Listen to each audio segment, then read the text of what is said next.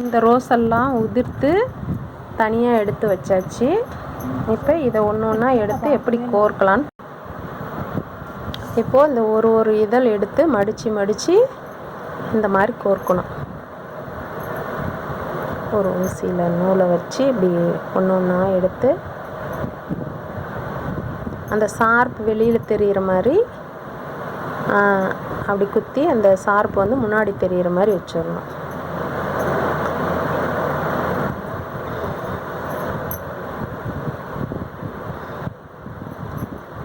இப்படியே கோர்த்துட்டே வரணும் கொஞ்சம் தூரம்.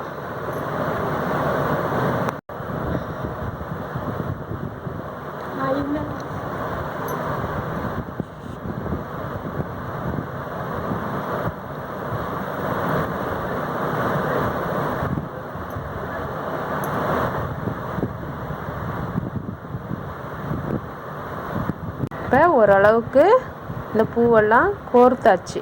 கோர்த்த பின்னாடி பாருங்கள் என்ன அழகாக இருக்குன்னு.